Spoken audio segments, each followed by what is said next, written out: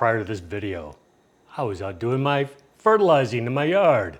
I was dragging the hose through the front landscaping when I tripped, fell onto my shrubs, landed in them, on them, through them, rolled out the other side, onto my grass, instantly getting leaves, mulch, grass, little branches all over me. So if you see that on me while I'm doing this video, get that mental image in your head, this old fat guy falling through the shrubs. With that process going, I want you to get another picture in your mind. Have you ever been to a county fair? I've had the privilege of going twice this last week. I was there specifically to see my grandson in the mutton busting competition. Yeah, they do that, and he did really well. There's all kinds of things to do at fairs. There's the rides, there's the rodeo, there's also exhibition buildings.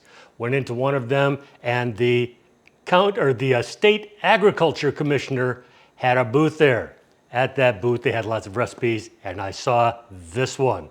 And I thought, that looks really interesting. I'm not sure how it's gonna work, but I wanna try this because it sounded really good. Cocoa crusted flank steak. So we're gonna do that for the very first time tonight, right here. However, let me mention, I did not see anything about marinating this steak first. If you know anything about flank steak, you know it can be kind of a tough cut. And normally you would go through a process of marinating this for a while, possibly up to like 24 hours. There is no mentioning of marinating in this process, in this recipe. So at least I salted it really well for the last couple of hours, and hopefully that's going to help tenderize it. But we'll see how this turns out. And I'll give you my honest opinion of whether maybe we're doing the best cooking method or not at the end of this.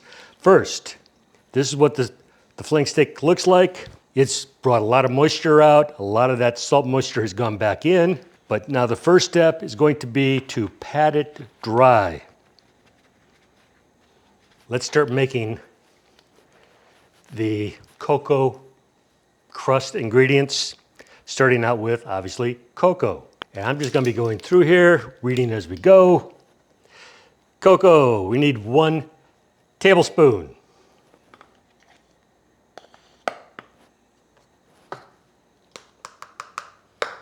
We need brown sugar, 1.5 tablespoons.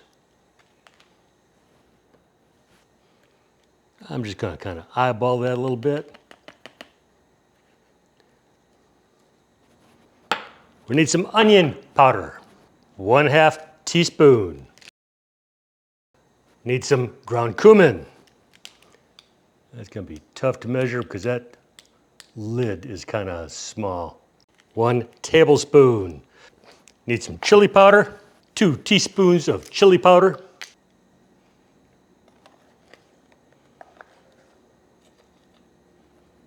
One tablespoon kosher salt. Let's get that all blended together here. Get my gloves on here to start oiling this up, because we're also going to need to be putting some olive oil on it before we start putting the seasoning on. Also start preheating your skillet, preferably cast iron or carbon steel.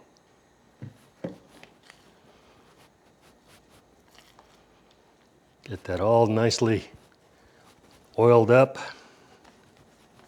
Got our rub all over here. Get it on the sides.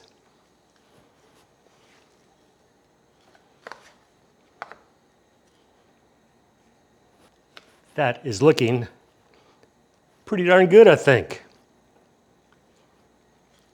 Okay, let's go over to the cooktop. Okay, I've got this on the highest it'll go. Putting in the steak. We're gonna let it sit in there on 5 minutes per side. Time to flip it over. Give it a moment on the edge there.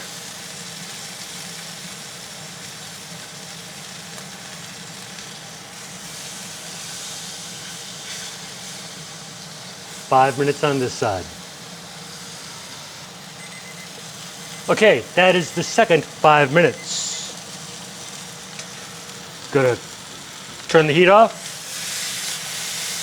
Give it another little touch on the edge.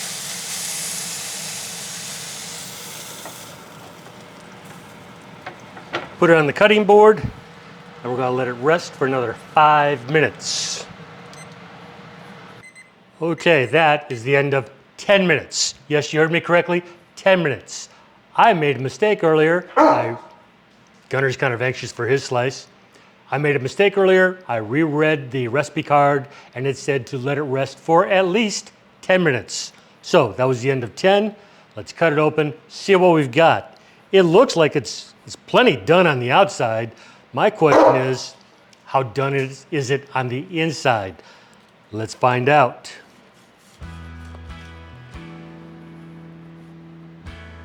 Well, not too shabby.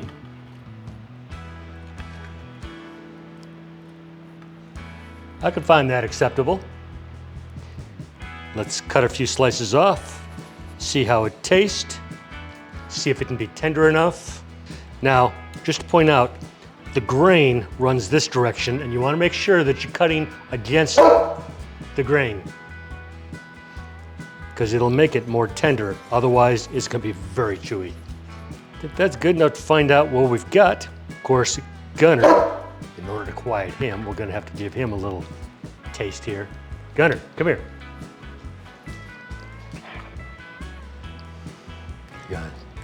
Try a taste of just the meat here.